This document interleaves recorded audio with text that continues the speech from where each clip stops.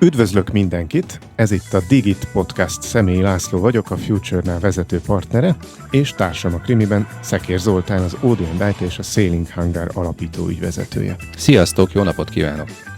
A Digit Podcast célja, hogy akit nem elégítenek ki a felszínes cikkek és a hangzatos jelszavak, az közelebb kerülhessen a digitalizáció és az informatika mai meghatározó trendjeihez. Mi itt a mélyére fogunk ásni a dolgoknak.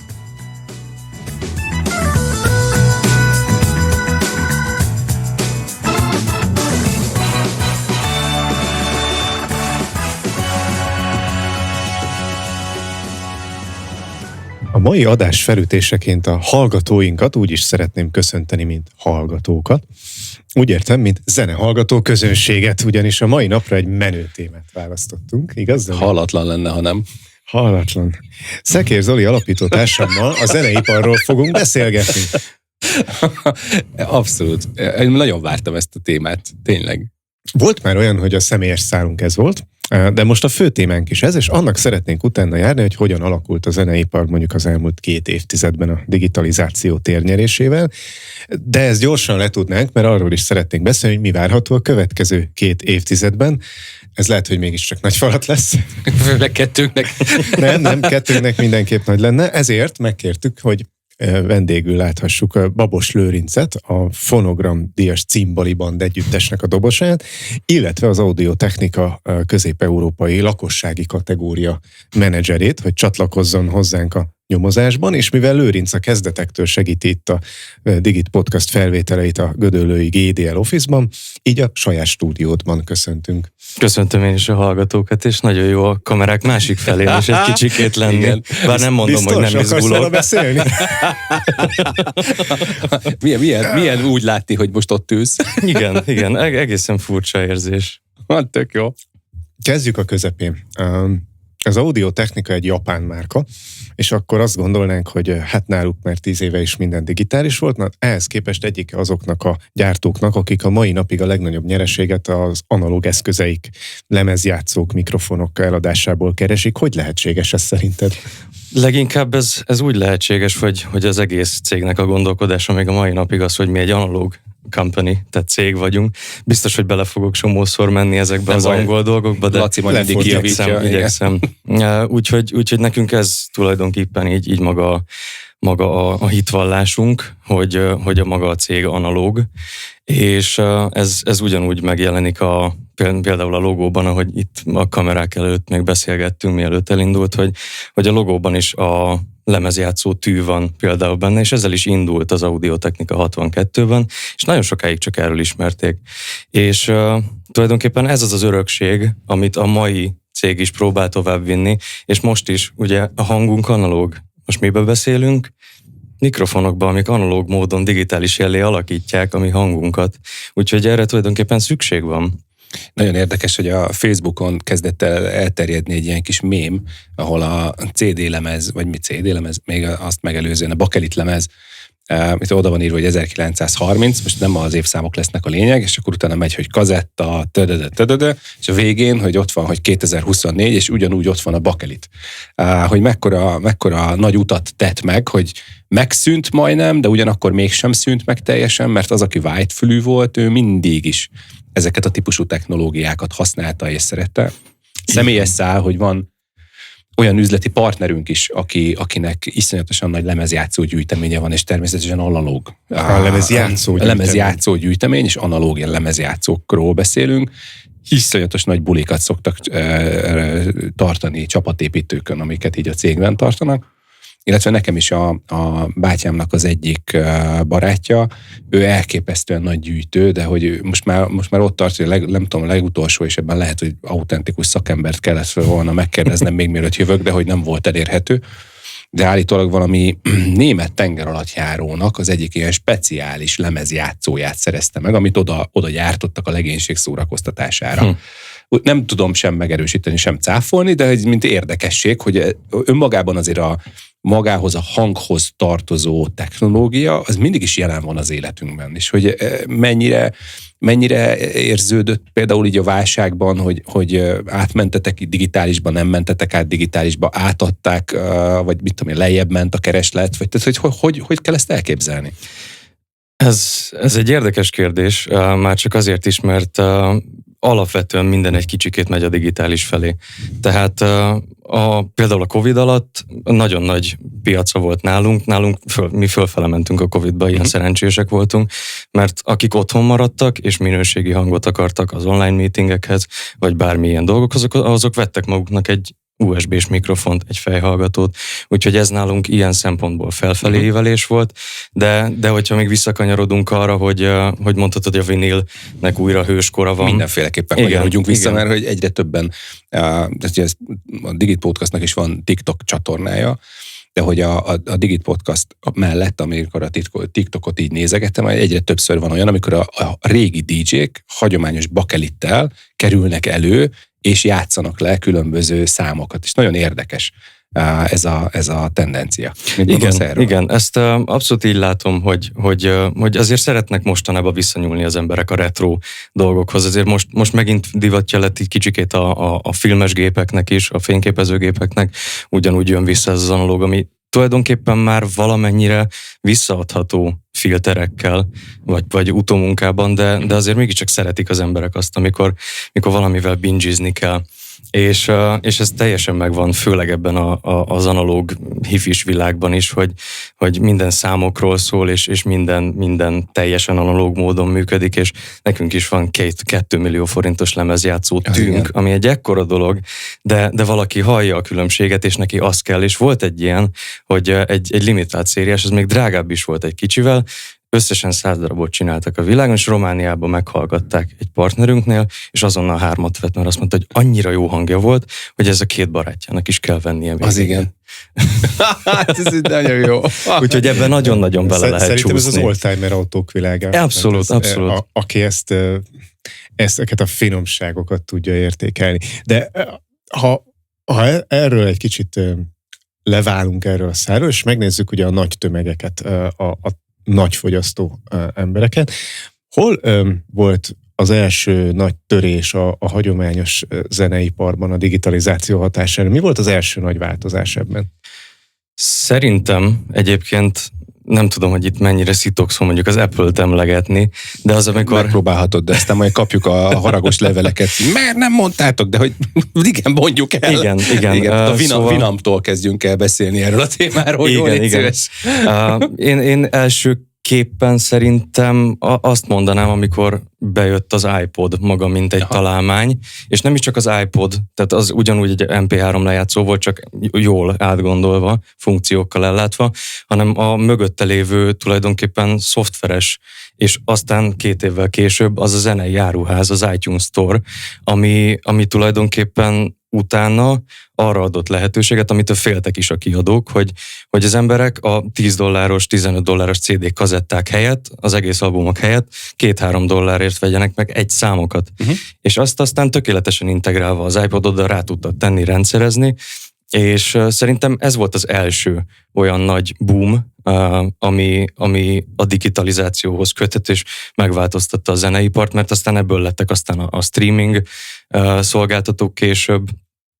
És van még egy ilyen, amiről nem nagyon szoktak tudni, de van a Napster nevű hát tulajdonképpen az úgy indult, hogy az alapítói találtak egy kis kaput, hogy hogyan lehet ingyenesen letölthetővé tenni a zenéket, úgyhogy ne sértsenek ezzel jogokat, és jogdíjakat se kelljen fizetni érte.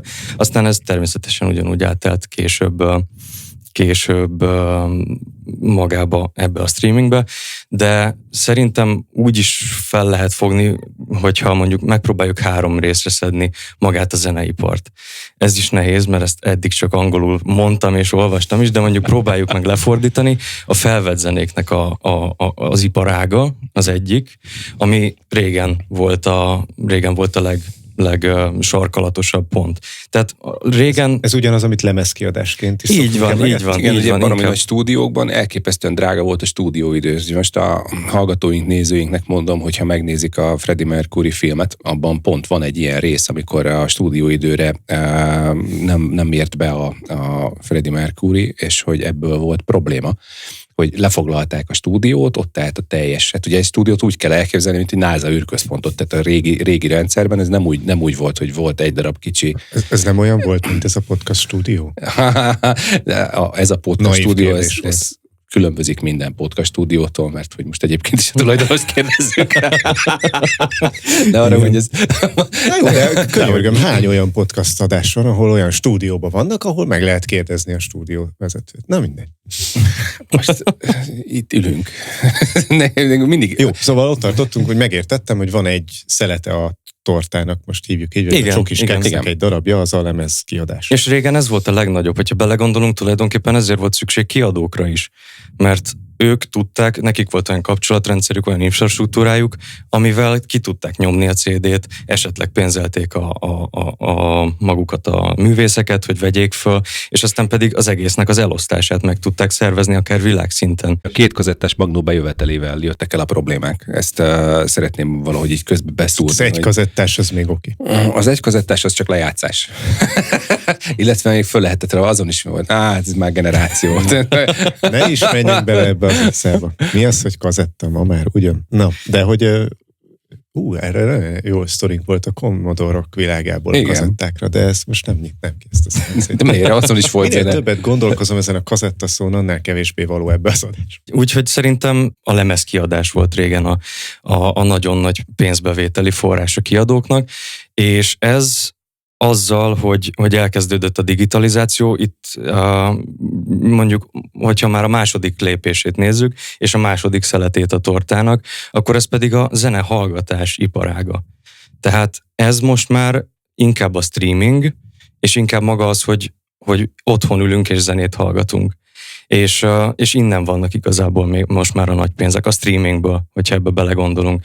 Régen például ez egy tökéletes példa erre, hogy mikor elindult ez az egész, a 2 lépcső, az egyik, ugye mondtam, hogy először az iPodhoz köthető, on-demand és megvásárolható zenék, aztán pedig a második lépés a streaming, és a Radiohead csinálta meg azt 2007-ben, hogy az In Rainbows című albumukat azt teljesen maguknak adták ki, a kiadójuktól függetlenül, és csináltak egy internetes portált, ahol be tudták írni az emberek, hogy mennyit szeretnének fizetni. És teljesen az volt, hogy it's up to you, tehát hogy tőled függ, hogy mennyit fizetsz az albumért. Ez azért szerintem nagyon fontos gondolat, hogy néha egy-két előadó, mint a túlbecsülni a saját képességeit. Ezzel mennyire értesz egyet? Tehát ugye ez egyik oldalon, hogy fizesd be, mondd meg, hogy mennyi. A másik oldalon meg, hát ugye abban a korszakban, amikor én felnőttem, nem nagyon volt opciót, tehát, hogy így sajnálom, Laci, ki kell mondanom a kedvenc szavadat, hogy kazetta, de hogy tehát én határozottan emlékszem azokra az időszakokra, amikor nem tudta egy darab számot megvenni. Tehát, hogy van egy kazettán, nem tudom én, A oldal, B oldal, 90 perc, egy darab szám volt rajta működőképes, de tényleg egy darab szám volt rajta működőképes, és az egész kazettát meg kellett venned. És utána 2 kazettás magnó segítségével, még a digitalizáció előtt próbáltunk meg különböző válogatás albumokat megcsinálni. És akkor, amikor eljött ez a CD-s időszak, és a Winamp már felütötte a fejét a Napsterrel egyetemben, nagyon régi időkről beszélünk, ott kezdődött el az, hogy már tudtad magaddal vinni, mint ilyen Discman, meg Walkman, és gyakorlatilag ennek a továbbfejlesztett verziója volt az Apple-nek a kis terméke, ami szerintem egy zseniális gondolat volt, és az adott idejében egy hiánypótló valami. És azt hiszem, hogy pont a YouTube volt az első olyan, aki a iTunes-ban megengedte, hogy akkor $1 egy zene. Ennyit ér. A nagy YouTube azt mondta, hogy ez így van. Ami érdekes, hogy ennek a gondolatára épült már rá egyébként a Spotify is, vagy a Google is, de hogy mindegyik csak követő volt. És hogy miért mondom ezt? Mert hogy egy podcast stúdióban ülünk, és hogy ezeknek a rögzítése, én úgy érzem, és kérdezem a gondolatotokat, meg a véleményeteket, hogy ez is hozott egy újfajta gondolkodás, szemléletet. Hogy hogyan rögzítek magamnak adást. Ugye ezt már így mondtad, hogy Radiohead volt az, aki először magának megcsinálta, de hogy fizikailag a digitalizáció, én azt érzem, hogy olyan forradalmat hozott, amikor én a kreativitásomat, mondtad az Apple-t, most nem akarom mondani a program nevét, szabadon odaadta nekem az alkotáshoz. Mit gondoltok erről? Én nem vagyok zenész. Én erről azt gondolom, hogy az emberi kreativitás mindig is megtalálta a kiskaput, az újabb utat, az alternatívát, kifejezetten egy művész mindig ezt keresi, hogy ő hogyan tud még jobbat alkotni, még nagyobbat alkotni. Na most az érdekes, hogy lesz ebből iparág, mert mindaddig, amíg ezt egy-két művész csinálja, addig ez csak ilyen nevetséges ilyen különbség. Uh-huh. Igen, én is így látom, és ide is ugyanúgy hozzá lehet fűzni a szerintem második digitalizációs boomhoz, hogy ahogy elindultak a streaming platformok, vagy mondjuk egy SoundCloud, ahova bárki föl tudja rakni a saját maga által kreált tartalmakat, itt tulajdonképpen megszűnt a kiadóknak az úgynevezett hasznossága. Ugye mindenki föl tudta rakni magának ezeket a dolgokat, és hogy megszűnt fizikailag a kiadóknak a létjogosultsága. Én meg amúgy is a következő kérdésem az lett volna, hogy oké, de ott vannak a zenészek. És hogy ti, mint díjnyertes zenekar, hogy élitek meg azt, hogy miután föltettetek valamit valahova, szabadon másolható, meg elvihető, meg bármi. Tehát, hogy oké, nincs szükség arra, hogy legyen kiadó. Ez a kiadók és a zenészek közötti viszony szempontból is érdekes, mert egyébként jó-e, hogy nincs kiadó hosszú távon? Vagy nem kell menedzser, mert hogy ezek a kiadók először is ilyen menedzser szerepet töltöttek be. Igen. Mi a gondolat erről? Vagy hogy változott ez? Szerintem a kiadóknak igenis van létjogosultsága olyan szempontból, hogy ha megnézzük, még mindig 4 kiadónak a kezébe van az egész zeneiparnak a 85%-a. Az EMI, a Warner, a Sony és a Universal, ez a 4, aki a 87%-át menedzseli a mai zeneiparnak is. De még a streaming részt is beleértve. Igen, mert ugye ettől függetlenül még mindig vannak lemez szerződések, meg mindig vannak még nagy artisták, előadó művészek, akiknek szintén van lemez szerződése, és egyébként ez is egy saját maguk felé hajló kéz esete a kiadóknál, hogy most már lehet, de régen nagyon nehéz volt olyan szerződést kötni, hogy az előadó művész birtokolja a zeneszámokat, és ne a kiadó. Ebből lett például Taylor Swiftnek a 2-3 évvel ezelőtti album, amikor összeveszett a régi kiadójával, és inkább fölvette újra teljesen ugyanazt a lemezt, hogy övé legyen a master, és ne kelljen jogdíjat fizetni a kiadónak, és a rajongói pedig ezt természetesen tudták, és most már csak azt hallgatják. Aha. Hogyha csak egy induló művész vagy egy induló előadó, akkor sokkal jobban tud szerintem érvényesülni, mint például régen. Mert ott van az internet, amire föl tudod rakni, meg tudod adott esetben marketingelni saját magadnak, és nincs az a kiadó, aki neked rááll a sarkadra, hogy ez nem jó, ez nem fog tetszeni az embereknek, ezt nem adjuk ki. Ez az úgynevezett hosszú farok effektus, ez a long tail a közgazdaságtanban, amit kifejezetten, ha jól emlékszem, akkor a zeneipar elemzéséből tudtak először meg, hogy ilyen van, hogy, és más szóval ezt szoktuk ugye ilyen demokratizálódásnak hívni, hogy az internet, bármi is ért valaki alatta, az internet elhozta a zeneipar demokratizálódását, hogy sokkal-sokkal több együttes, sokkal-sokkal több száma volt elérhető. Részint azért nem kellett egy egész kazettát megvenni hozzá, részint meg azért, mert sokkal kisebb lett a bekerülési költség. Ugye korábban ez egy nagy beruházás igényes dolog volt, ki kellett építeni egy óriási stúdiót, mellé ki kellett építeni egy óriási bolthálózatot, és mondjuk egy nagykerhálózatot, és még amellé rengeteg partnerséget a kisker világában. És akkor ez az, ami így most nem egyik pillanatról a másikra, de ma visszatekintve elég gyorsan eltűnt, és akkor most gyakorlatilag van egy pár másodperces folyamat már kis túlzással, hogy miután fölvettem, utána aztán tényleg bárhova eljut. És ezáltal nagyon sok olyan előadó, aki a korábbi rendszerben nem kapott lehetőséget, mert a kiadók nem mertek belefektetni pénzt, hogy őt megszerezzék, és aztán kiadják. ő el tudott jutni egy közönséghez, és van neki, nem tudom, 10 000 követője a valamelyik zenecsatornán, és abból ő úgy vagy így, de megér, és szívesen csinálja tovább. Most egy picit átkanyarodnék akkor a zenészekre, meg egyáltalán erre az alkotó munkára, hogy ma azon kívül, hogy mondjuk van egy hangszered, meg van egy hangod körülbelül, azon kívül mennyi minden kell, milyen eszköztár kell egy zenésznek, hogy alkosson és kiadhasson? Hány darab dobod van? az még a hangszer, tehát hogy az eddig is, az több ezer éve ugyanaz hangszer, meg kéz, meg láb, meg a hangod, de hogy ezen kívül? Szerintem az első és legfontosabb az viszonylag magától értetődő, a művészi beállítottság és a kreativitás. És én például egyébként ezért ilyen szempontból nem is vallom magamat jó zeneírónak, szövegírónak, ez nekem annyira nincsen tehetségem. Én abban vagyok jó, hogyha meghallok valamit, akkor az én saját hangszeremmel fel tudom tölteni, és úgy ötleteket tudok hozzáadni, de hogyha szűk értelemben nézzük, akkor először is mikrofon, hogyha éneklünk, vagy fölveszünk hangszereket, és egy hangkártya, ami tulajdonképpen egy digitalizáló egység, ami a mikrofonnak az analóg jeléből csinál egy gép számára értelmezhető jelet.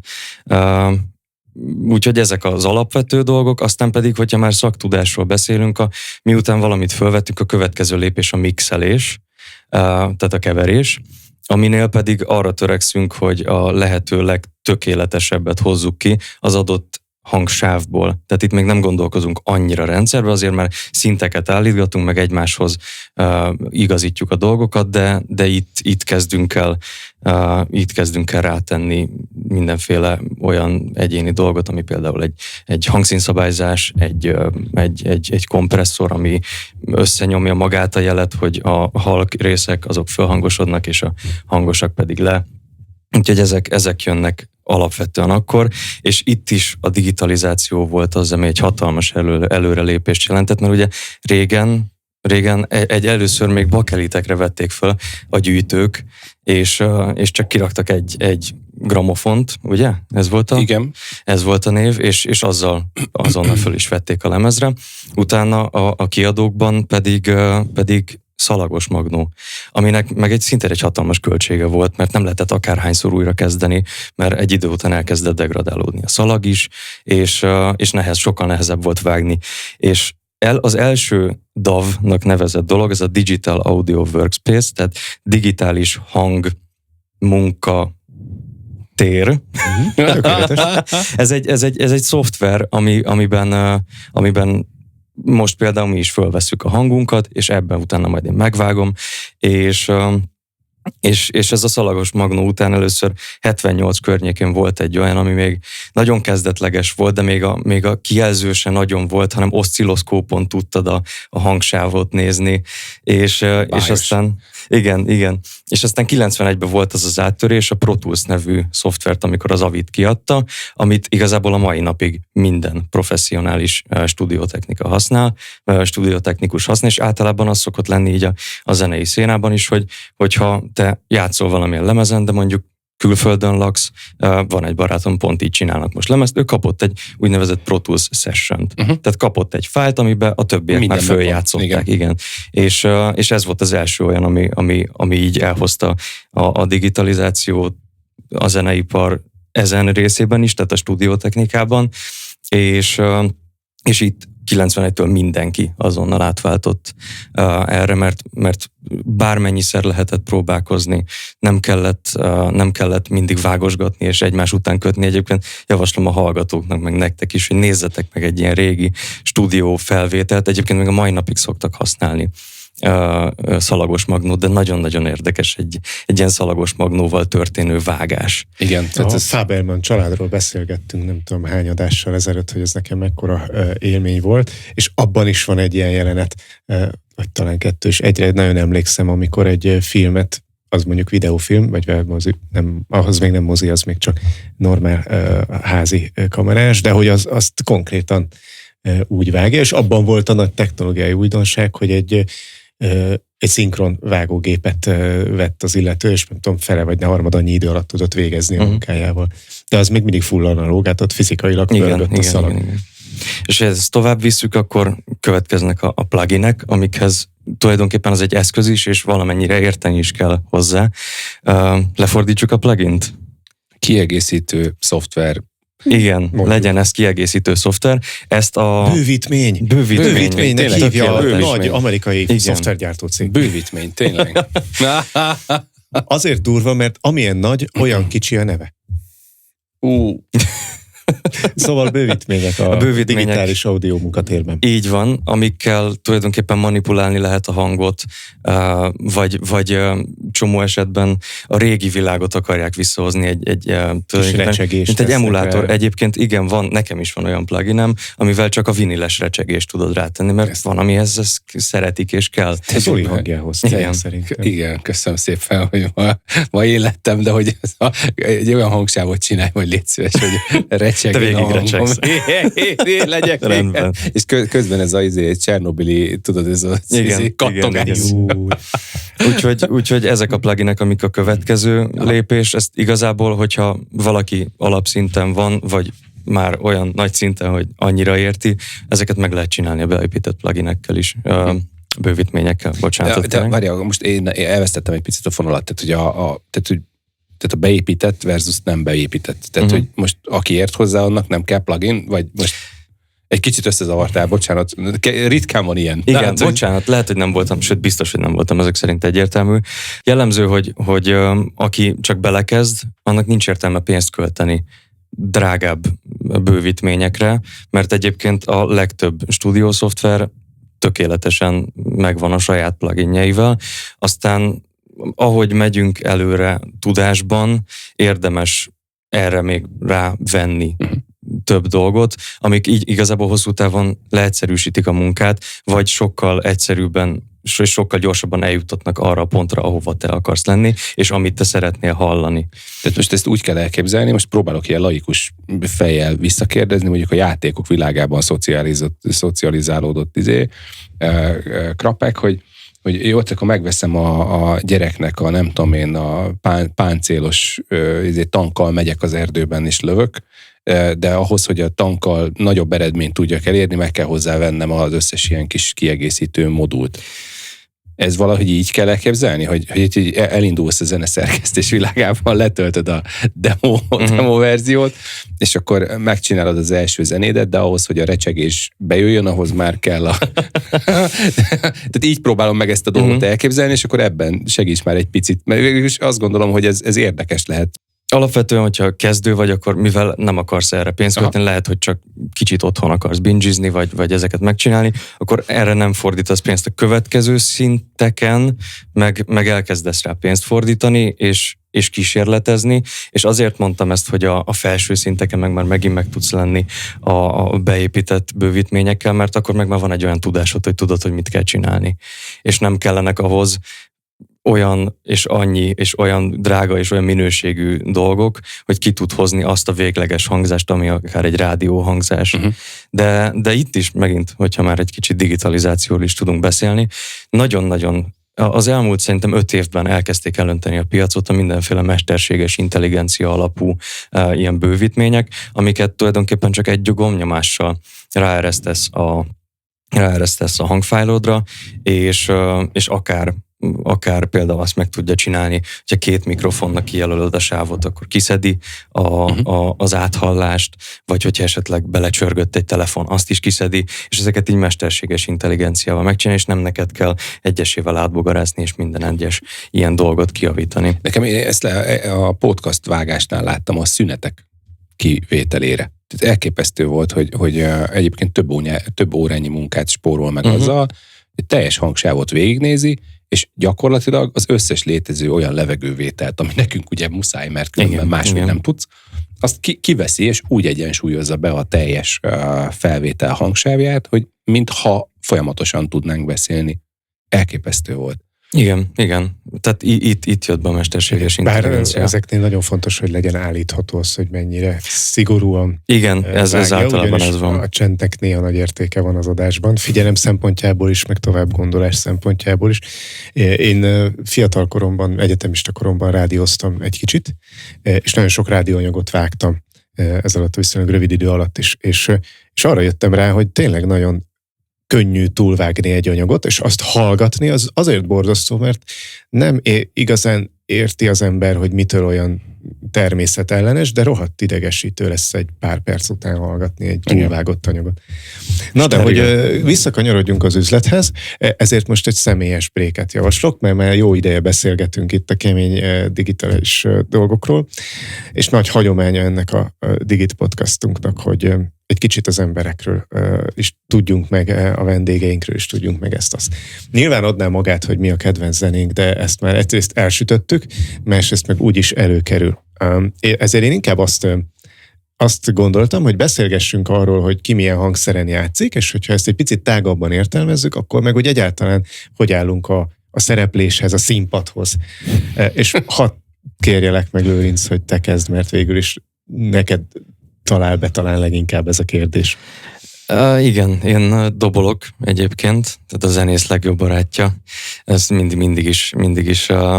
Ezt sose tudtam most. Tehát a zenész legjobb barátja a dob, vagy a dobos? A dobos. Ja, jó, okay. Aki nem tud egyszerre lépni és rágózni.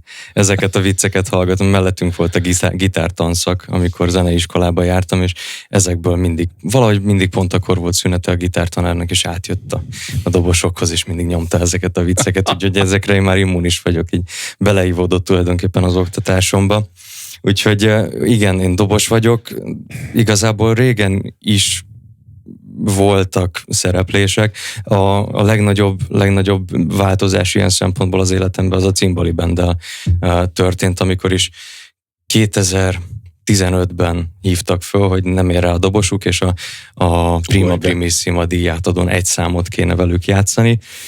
Akkor azt semmilyen stresszes debütálásra nem gondolok ezután. Én azt gondolom egyébként, hogy most olyan körben beszélgetünk, ahol ez a mindennapjainknak a színpadi szereplése. lenne itt egy apró dolog. Igen, fölhívtak egy ilyen prima lehetőséggel. Igen, úgyhogy nekem ez volt az első brutális mélyvíz, mint ahogy például az első repülésem is Japánba volt életemben. És egyébként a Cimbali Banddel, tehát hogy így ezeket nekem sikerült megtalálnom.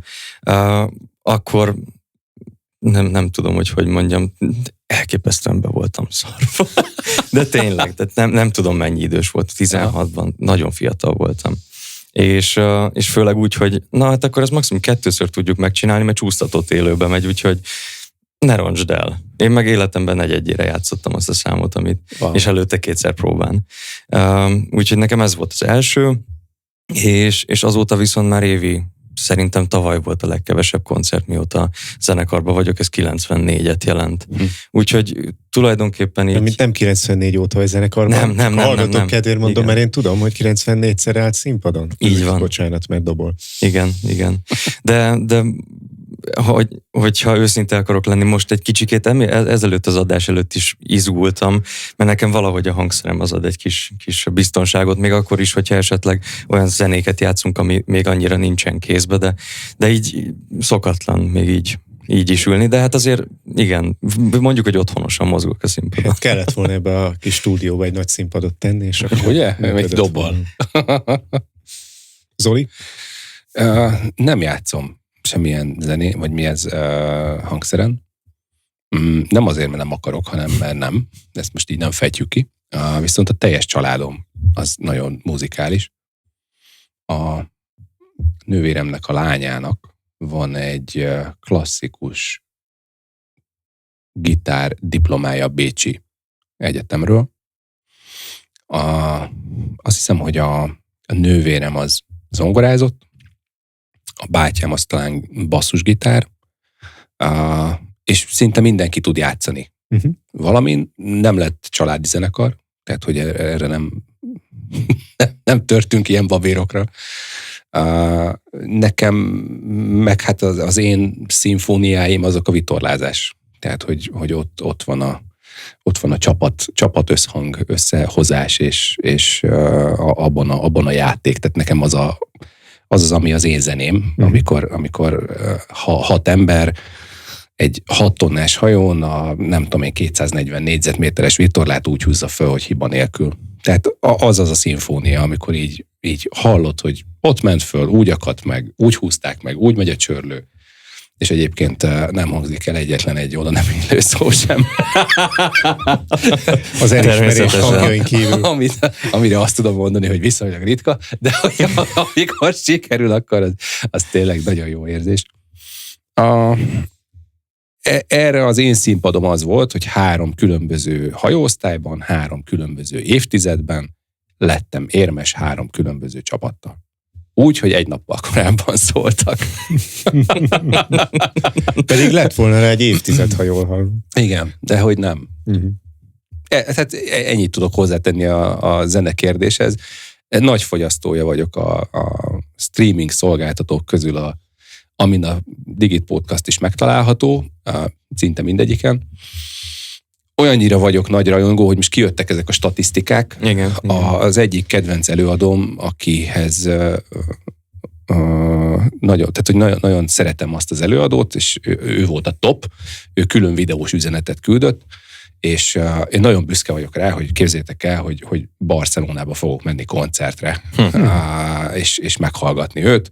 Szerintem ez most így az elmúlt, nem tudom, 6 évemnek a legnagyobb zenei élménye, hogy én tudok oda menni egy koncertre, ami erről fog szólni. És ott szívesen látnak. Úgy tűnik. Azt tudom mondani, hogy a posztomat azt az előadó is és a kiadója is fölrakta a sztoriba. Úgyhogy én büszke voltam erre, hogy... Ez jó érzés. Igen. Laci? Tök jó. Én amatőr módon megtanultam gitározni, ezt így elsősorban ilyen családi körbe szántam, meg a magam szórakoztatására. Nagyon tiszteltem mindig azokat a barátaimat, akik ebbe többet láttak. Van egy gyerekkori barátom, aki most már nem is tudom, évtized óta rockabillyt játszik, a Jerry, hát nyilván sokkal többet tett bele, mint én, pedig ő is többé-kevésbé autodidakta módon tanult végig. De nekem ez akkor is sokat adott. Nagyon örültem, és mai napig nagyon boldog vagyok, hogy ezen a kis úton elindultam, meg hogy volt mondjuk egy ilyen zenész, a Borka Zsolt, aki engem ebbe egy picit segített, adott 1-2 dolgot hozzá, mert az ez mindig kell az ilyen bizonytalanságban, hogy most fog ez menni, vagy nem, ott mindig jó, hogyha van véletlenül idézőjelben valaki, aki bátorít, meg segít. Viszont a színpaddal ugye nem ezen keresztül ismerkedtem, de elég korán, én már iskolás koromban jártam, küldtek, inkább így emlékszem, ilyen-olyan versenyekre, és akkor a mai napig megmaradt bennem, és gyakran szoktam mesélni azoknak az ismerőseimnek, akik nem szeretnek szerepelni, vagy kell, de nagyon félnek valamilyen alkalomtól. Voltam általános iskola közepe felé egy szónokversenyen, Kossuth Lajos szónokverseny volt a neve, kisvárosi környezetet, kultúrházat. Egy gondolatot engedjetek meg a zenei témában. Állítólag a legrégebben rögzített hang, ami még lejátszható és magyar, az Kossuth Lajosnak a mondata. Csak így közben szerettem volna szólni. Azt hittem, hogy Petőfi lesz, de nem, nagyjából ugyanaz a korszak. Na és a Kossuth szónokverseny, a kultúrház, színpad, pulpitus, felolvasni kellett, jó? Tehát nem kellett fejből megtanulni semmit. Egy szónoki beszédet, amit Kossuth tartott 40-es években, fel kellett olvasni egy oldal. Na jó, de hát az ember nem volt még 10 éves is épphogy. Rendkívül izgultam. És mire fölkerültem oda a pulpitusra, addigra már annyira izgultam, hogy így szabályosan remegett a kezem-lábam, tehát gyakorlatilag ilyen elég látványos mozgást végeztem ott a pulpituson, és ez nyilván kiragadta, vagy kiütött a hangomra. Tehát az is ilyen olyan remegős, meg minden lett. És hát úgy attól nyilván még jobban befeszültem, hogy ezt hallottam, hogy ezt most az egész oldalon keresztül ezt így fogom hallani a saját hangomon. Ezzel együtt valahogy elértem egy 3. helyet, ami ahhoz elég volt, hogy megnyugtasson, hogy még így is megéri ezt csinálni, azért nem lehet ez teljesen olyan szörnyű, de hogy annyira zavart ez, hogy ez nekem nem megy, hogy egy csomó alkalmat utána megragadtam. És mindig egy kicsit jobb lettem benne, és a sok kis lépésből végül az lett, hogy egész jól ment. Városi ünnepségen már ilyen 18-9 éves koromban simán elszavaltam egy verset ott a nagy megemlékezésnél, meg arra mai napig büszke vagyok, hogy 7-esként én búcsúztattam el a 8-osokat, vagy 8-osként én búcsúztam el a 8-as saját osztályaim nevében, és mind a kétszer egy református templomban megtapsoltak, ami én ugye ilyen alkalmakon jártam szinte csak, meg ilyen elhitatokon nem vagyok református, de hogy állítólag ott ez nem szokás, és hogy lehet, hogy ma már igen, hogy akkor nem volt, és hogy akkor ezt nekem így elmondták, és akkor így maradt meg. Mint az autentikus református köztetek, így mondom, hogy nem az. Tehát, hogy... Úgyhogy hogy ezek voltak azok a dolgok, amik így megerősítettek abba, hogy színpadon érdemes lenni, és a mai napig ennek nagyon sokat köszönhetek, hogy amikor valamit elvállalok, megkérnek rá valami előadás, stb., vagy moderálás, most azt egyre inkább, ott tudok arra koncentrálni, hogy mit szeretnék átadni, mert nem arra kell koncentráljam, hogy ne remegjek, hogy ne izguljak, hogy majd mi lesz ebből. De ide szerintem tényleg csak sok kis lépéssel lehet eljutni, úgyhogy én mindenkit erre biztatok, hogy akinek ez nem megy, az csinálja. Abszolút. Na, viszont akinek megy, az elmegy például olyan műsorokban, mint a Virtuózok. Nekem az egyik kedvenc műsorom így ever az, hogy ezt valaki kitalálta, hogy legyen egy ilyen, hogy Virtuózok. És most pont a hétvégén volt megint azt hiszem negyeddöntő, egy következő adás volt. Nagyon érdekes, mert hát hogyha az állélő, amit te mondtál, vagy nem tudom, hogy ilyen csúsztatott élő, bocsánat. Általában ez szokott lenni. Csúsztatott élő, hogy pár perc. Na most ez egy ilyen fél évvel csúsztatott élő adás. Konkrétan tavaly nyáron vették fel itt a Gödöllői Királyi Kastélyban, vagy legkésőbb szeptemberben full napsütés. Adja magát a poén, hogy mával vitték vissza. Tehát, hogy... Hát körülbelül. Ez most duplán is ütött Gödöllőn. Elnézést. Na, de hogy mire akarok kilukadni? Tehát, hogy ott volt egy kisrác, hogy ő eljátszaná akkor a Liszt Ferencnek a Campanelláját, egy 10-12 éves forma srác, és hát úgy kinyögtem mellesleg, ő 1 éve kezdett el zongorázni, tutoriálokból, ezt ő mondta, így ezért merem én is így mondani, tehát, hogy tutoriálból tanulta meg a Campanellát, és ugye én mert hogy ez micsoda, szerencsére láttam, mert a film, aki ugye jár zongora tanszakon, zenesuliba, de ő is használ ilyen tutoriál videókat más darabok megtanulására. Én ezt már így láttam. Most az a kérdésem, hogy szerintetek ez is tudta demokratizálni a zeneipart, illetve így általában az online videóknak a megjelenése, ezeknek az oktatási célú használata. Ma több esélye van elindulni egy fiatalnak a zenészi pályán, amiatt, hogy digitalizáció van?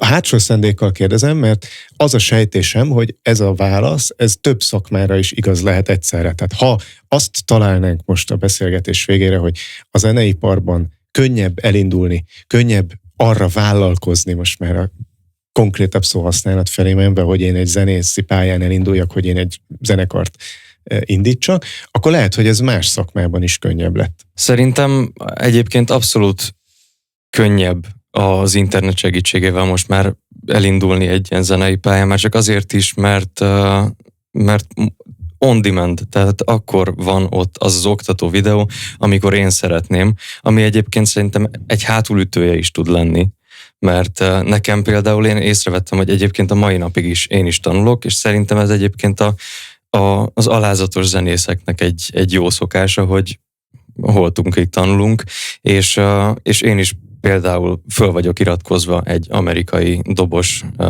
csávónak a web felület, nem is tudom, ez ilyen e-learninges dolog, ahol vannak, igen, és vannak kurzusok teljesen ugyanúgy, mint hogyha bármi más iparágban lenne, viszont és egyébként úgy is van megcsinálva, hogyha nem tudod elérni azt a szintet abba a tempóba, akkor nem enged tovább lépni a következőre, és nekem például a számonkérés hiányzott ebből, és ezért is járok, vagy hát most már pont nem, de egy évvel ezelőttig még magántanárhoz jártam, mert ott az volt, hogy az egyik héten csináltunk valamit, a következő héten pedig azt ugyanúgy átnéztük, és hogyha nem tudtam, az gáz volt, és nem azért, mert egyébként leszúrt volna. Szóval nem azért, mert leszúrt volna érte, hanem azért érezted, hogy ő is ott van, ugyan én fizetek neki, de az ő idejét húzott tulajdonképpen azzal, hogy te nem voltál elég alázatos, és nem készültél föl. Szóval szerintem nagyon jó anyagok vannak, és egyébként ez mind vonatkoztatható zenei, de akár egyébként a keverés, az utómunka, bármilyen felvétel, eszméletlen mennyiségű tutoriál van fönt a neten, és ezeket, hogyha tudja használni az ember, és saját magát számon tudja kérni, és kitartó, akkor nagyon-nagyon jó eszköz tud az lenni abban, hogy valaki elinduljon, és nem csak heti egy dobórára és egy szolfésra járjon be, a másodikhoz pedig nincs kedve. Nagyon fontos az, hogy a digitalizáció hozott egyfajta tudás megosztási lehetőséget, ahol át tudom adni a tudásomat, és rögzíteni tudjuk. Lacival volt egy közös projektünk az lkkv.hu-ban, ahol szintén ez a tudás megosztás, mint olyan, az elkezdődött. Amiben én látok akadályt, problémát, hogy nem azzal van baj, hogy fönt van a tutoriál, hanem ezzel a Sheldon effekttel, hogy majd akkor én a YouTube-ról tanulok meg úszni. Megtanulhatok úszni a YouTube-ról, de ahhoz vizet is kéne látnom. Tehát megint a mérési pontok. Tehát, hogy attól még, hogy én vagyok, hogy valamelyik olimpián még Nézi Jenő közvetítette az úszó gyereket, aki majdnem elsüllyedt, és nem jut eszembe a neve. Erik az angolna. Erik az angolna. Ettől még hiába nézze a tutoriált meg. Valószínű, hogy nem az olimpiai keretben lett volna a helye, de mindenkit bíztatok, hogy kerüljön az olimpiai keretbe, és a tutoriára a nagyobb eséllyel fogja oda jutni. De hogy alapjában véve, abban elképesztően fontos szerepe van, hogy tudás átadásban kipróbálhatok valamit. De ha én tényleg komolyan gondolom, akkor a komolyan gondolásban mindig hiányzik számomra az, amit te is mondtál, és itt visszacsatolok, hogy ha nincs alázat, és nincs visszakérdezésnek lehetősége, attól én még nem fogom megtanulni és profi szinten űzni, csak tudok róla. Na jó, de a visszajelzésnek nem csak a tanár oldaláról nem van. A tanárra gondolok, úgy összességében a visszajelzésre. Pont a következő kérdés a közösségi média témája, és akkor ezt most provokatívan fogom feltenni, bár nem így terveztem, de most látok rá lehetőséget. Tehát, hogy ott van a közösségi média, nagyjából párhuzamosan fejlődött ezekkel a tutoriálos oldalak és eszközök használatával. Tehát, hogyha azt gondoljuk, most már lassan abba a konszenzusba érkezünk, hogy könnyebb elindulni egy fiatalnak mondjuk a zenei pályán is, mint korábban, vagy több eszköz áll rendelkezésére az elinduláshoz, és ezeknek az ára is talán bizonyos eszközök ára jóval kedvezőbb, mint korábban az akkori eszközök hozzáférhetősége, akkor ugyanezt el lehet mondani a közönségről, csak olcsóbban el tud jutni a közönséghez. Sokkal nagyobb közönséghez, rövidebb idő alatt, kevesebb beruházásból, mint mondjuk a nagy kiadók világában ez lett volna. És akkor azt mondanám kérdésként, hogy onnan nem kapja meg ezt a visszajelzést. Tehát, hogy kirakja, kiposztolja, holnapra nem lesz tele, hogy ez egy borzasztó teljesítmény, kedves Kálmán, ez a dobolás? Hát most, hogyha megengeditek, akkor már itt lendületben voltam. Tehát mi van az Ukrin Benedek effektel? Tehát egy elképesztően érdekes társadalomban a visszajelzések lehetnek torzak. Amikor szándékosan olyan helyzetet állítok elő, hogy beállítok valakit sztárnak, aki már elhiszi magáról, hogy az. Tehát Biki Csunály, aki elmegy egy showba, és valamelyik nap pont a Facebookon láttam, én nagyon nagy előadónak tartom, tehát félre ne értse, hogyha bárki rajongó, akkor nagyon örülök, hogy ő rajongó, maximálisan egyetértek vele, értem, hogy miért lett rajongó, de valahogy érzek némi különbséget az Aerosmith és Biki Csunály között. Az még nem baj, mert hogy ez azt jelenti, hogy megtalálták a maguk közönségét. Én megtaláltam a saját zenészemet a saját közönségemmel, de a social media az tud egy borzasztó torz képet adni, és amilyen gyorsan felemel, olyan gyorsan dob le, és okoz mentális problémákat. De akkor ezzel azt is mondod, hogyha nem lenne közösségi média, hogyha nem nyomognák a telefonjukat annyian, bocsánat, ez a feleségem szava rá, akkor más zenéket hallgatnánk? A környezet, ugye szervezetfejlesztés, jó? Tehát, hogy azt mondom, hogy bizonyos helyzetekben az a környezet, az meghatározza, hogy én milyen információkhoz jutok. Ha egy afrikai törzsben lakok Kenyában, és nincs MP3 lejátszásra alkalmas elektromos készülékem, akkor bizonyára nem fog hozzám eljutni Biki Csunály. Igaz? Nem fogom tudni, hogy ki az, de baromira fogok tudni örülni a voodoo varázsló körbeugrálásának a törzsben, aki egy dobbal a kezében. Próbál meg számomra akusztikus élményt nyújtani. Tehát Az, hogy én mennyi idő alatt kapok meg információt, tehát nem a közösségi média a kérdés, hanem az a kérdés, hogy én milyen környezetben kapom meg azt a patront, amit közösségi médiának hívunk. Én így látom. Zenész szempontból a Cimbalibannak, hadd mondjam el, mert nagyon büszke vagyok rá magyar emberként, hogy a Cimbaliban lemeze volt az első, ami felkerült a World Music világzenei slágerlistákra, meg még számos egyéb siker is van, majd ha gondolod nyugodtan, az meg ezeket is, de hogy ennek köze van ahhoz, hogy ti mondjuk jól használjátok a közösségi médiát? Vagy pont nem, mert hogy amikor szintén adás előtt beszélgettünk, amikor erre szóba került, akkor azért te is kritikus voltál, hogy még ti sem úgy használjátok. De nem akartad elmondani, kéne. Most már mondd el. Most már muszáj, igen. Szerintem egyébként az a modell, amit most csinál a Cimbaliban közösségi médiája, az régen sokkal jobban működött, ezért is lehet 18 000 feliratkozónk, vagy lájkolunk, nem tudom pontosan, hogy melyik szám hogy áll, de hogy valószínűleg az olyan szinten játszott benne közre, hogy lett egy közönségünk, ami miatt elkezdtek bennünket hívni, ami miatt például kiadónk is lett. A kiadónk felel szerintem tulajdonképpen 90%-ban azért, hogy mi fölkerülhettünk erre a listára. Mert a kiadó, akinél voltunk, akkor, mikor megjelentek ezek a lemezek, ők nagyon-nagyon ott voltak ebben a világzenei szénában, és egyébként nagyjából majdnem az egyetlen magyarországi világzenei kiadó. Uh-huh. Ezért sokkal jobban rá van fókuszálva ezekre, és nem tudom egyébként pontosan, hogy működik pont a World Music Chart, de biztos, hogy köze van ahhoz, hogy a mi kiadónknál a portfólióban ott volt a mi lemezünk. De hogyha már itt a közösségi médiáról beszélgetünk, nekem is van egy gondolatom még azzal kapcsolatban, hogy mennyire lehet népszerűséget szerezni, vagy mennyire hallgatnánk más zenét. Szerintem egyébként még jobban is hatással van a mostani zenei közéletre a közösségi média, mint régen a kiadók, akik cenzúrázták azokat a számokat, amik nekik nem tetszettek, vagy nem volt mögötte biznisz, mert ugyan TikTokon például itt is tök jól elválik a kettő, a TikTok és az Instagram egymástól, hogy a TikTokon baromira nem érdekli a TikTokot, hogy neked hány követőd van, és mit raksz ki. Őket az érdekli, hogy mennyire tudod ott tartani a usereket, a felhasználókat a platformon, és mennyire tudod, ne a te videódnál kapcsolják ki a TikTokot. Tehát ott igazából ez a lényeg. Tehát azok a számok üresek, meg ezt is tudni kell a helyén kezelni, hogy most mit akarunk. Azt szeretnénk, hogyha lennének Instagram követőink, és streamelnének bennünket a streaming platformon, vagy azt szeretnénk, hogyha a zeneipar harmadik pillérénél, az élő zenénél ott legyen. Igen. És teljesen más a kettő.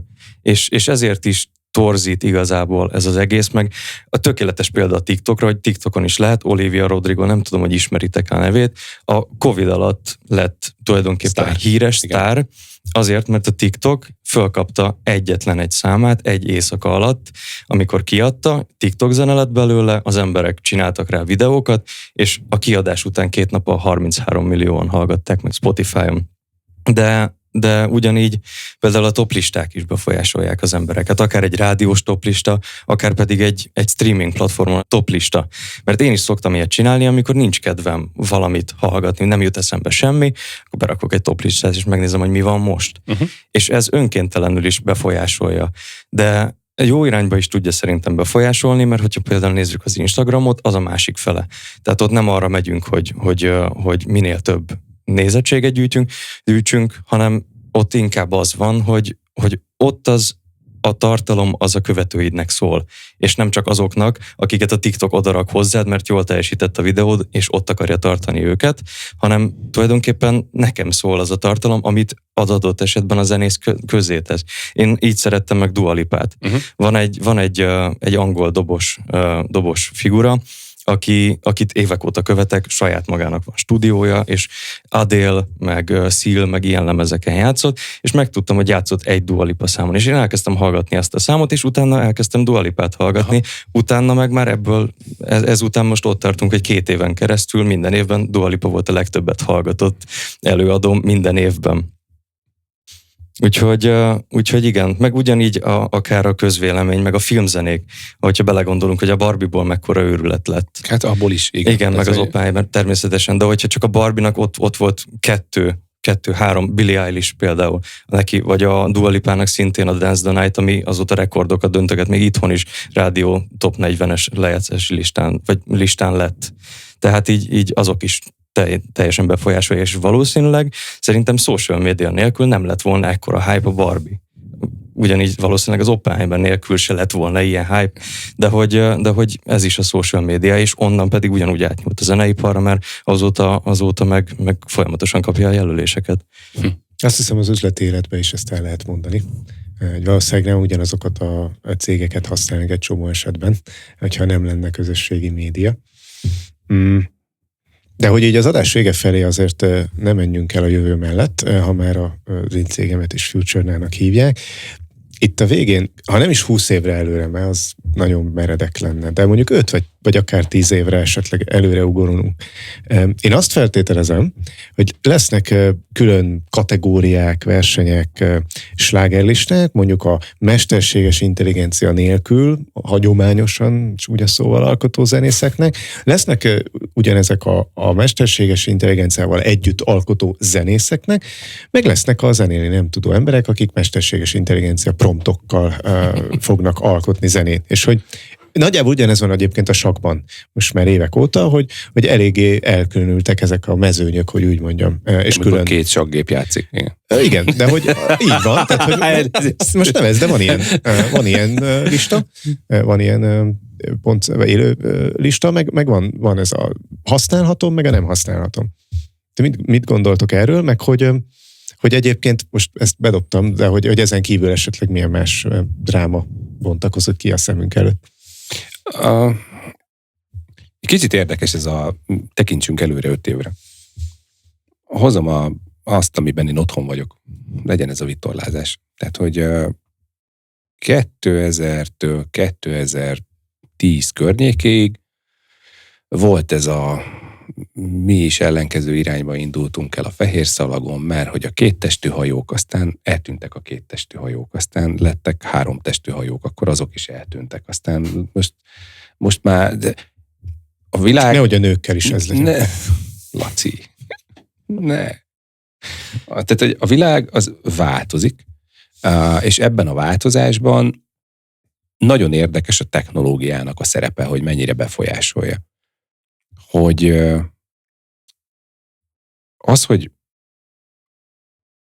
egy világbajnok vitorlás csapat egytestű hajóval, Beres Zsomborékra gondolok, egytestű hajóval nyert, ugye? Mert annak a versenynek az a lényege, hogy van egyfajta tök ugyanolyan Forma 1-es hajó, beleülteted a srácokat, és vagy tudnak zenélni együtt, vagy nem.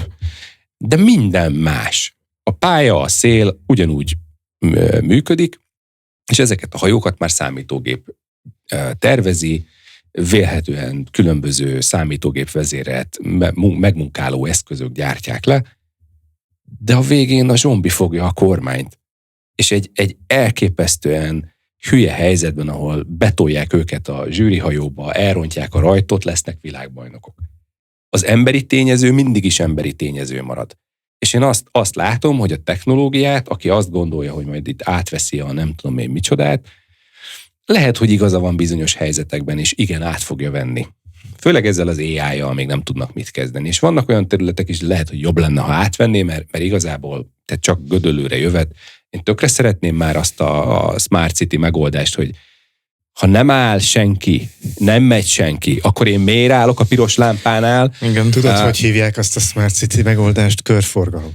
De egyébként a holland gátaknál tök igazad volt a múltkor, az adások az egyik első adásban emlegetted ezt a példát. Igen, Rotterdami gátbezárás. Nem lehet humán erőforrásra bízni egy milliárdos döntést. Mert össze fog alatta robbanni. Tehát, hogy Pelikán József gátőr nem fogja elvinni azt a mentális problémát, hogy ő bezárja a Rotterdami gátat, és közben 9 milliárd per óra. ez a veszteség éri a várost. Tehát, hogy zenében ugyanez. Tehát egyetértek azzal, hogy különböző kategóriák lesznek, de aki énekelni fog, az akkor is fog tudni egy szálmikrofonnal énekelni, és mindegy, hogy hol. A zenekarban a zenészek, dobos, akkor is le fogja tudni játszani hiba nélkül azt a dob szólót, amit szeretne, és elképesztően jól fogja tudni támogatni azt a ritmust, amire az egész zenekar épül. A gitáros van évtizedenként az egy ultra brutálisan elképesztő géniusz, nagyon jól fog gitározni. Le lehet utánozni egy AI-jal, és lehet jobbat csinálni egy AI-jal, de továbbra is megy ez a képek esetében is már előjött, hogy akkor most a művész, aki begépelte a kódsort, vagy az AI, aki létrehozta a képet. Ez mindig is egy ilyen vita lesz. Én ezt gondolom, remélem válaszoltam minden feltett kérdésre. Szerintem ez abszolút stílusfüggő. Tehát mondjuk szerintem nehéz lesz mondjuk az ilyen könnyű jazzt mondjuk, vagy az ilyesmi, vagy mondjuk a népzenét ezt helyettesíteni esetleg MI-jal, mert mindig más. Tehát a népzenénél is úgy van, hogy ezt mindig el is szokta Balázs mondani a zenekarvezetők koncerteken, hogy ő régen gyűjtött. És ahogy visszamentek 5 évre rá, teljesen máshogy játszotta. És mikor ezt számon kérték rajta, akkor mondta, hogy nem biztos, hogy nem most így, legutóbb is így játszottam. És ugye a népzene az egy élő dolog például. Szerintem ezt nehezen lehet majd mesterséges intelligenciával leutánozni, vagy helyettesíteni. Abban talán lehet jogosultsága az MI-nak, hogy mondjuk a kiadók részéről ezt használni, és ezzel csinálni tulajdonképpen azt, hogy felfedezzenek előadókat.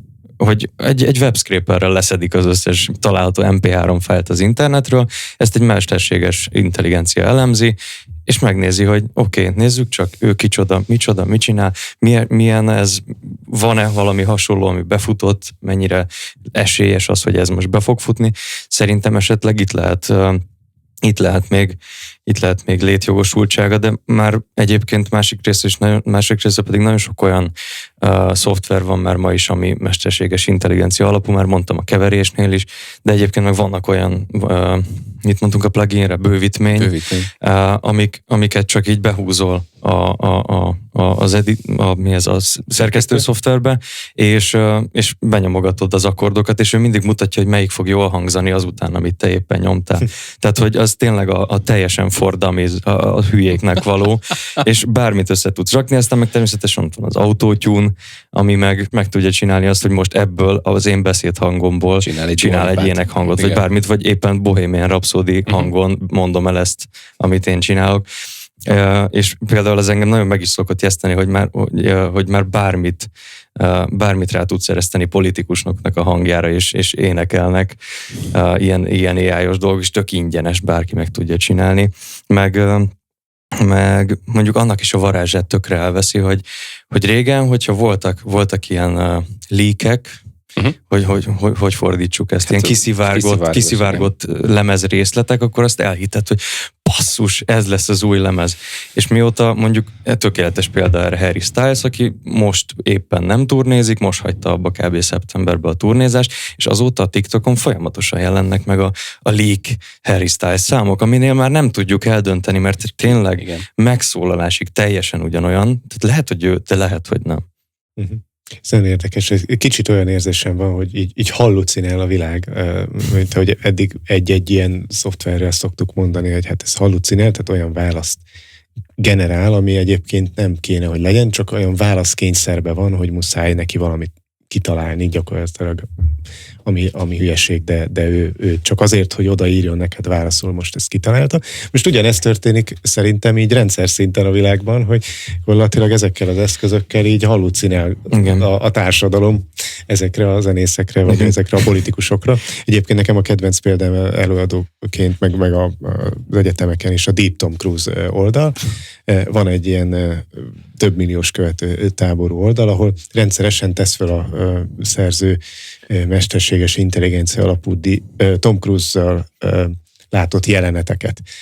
És megszólalásig tényleg, sőt, még utána is hasonlít Tom Cruise-ra a szereplő, miközben egyébként semmi köze a valósághoz, ez teljesen generáltan. Egyszer majd megjelenik élőben, akkor meg nem hiszik el. Igen. Még tudnék mit kérdezni. Ezt szokták mondani mindig, hogy egy ilyen kamu műanyag újat kell pluszba hordani, és hogyha bármilyen videót csinálnak rólad, akkor utána hivatkozhatsz rá, hogy AI volt, nem én voltam. Igen, a 6 ujjamban. Ja. Hát feltéve, hogy nincs egy valódiságot igazoló videó, amiben ugyanez van. De most nem fogok többet kérdezni, mert elment az időnk.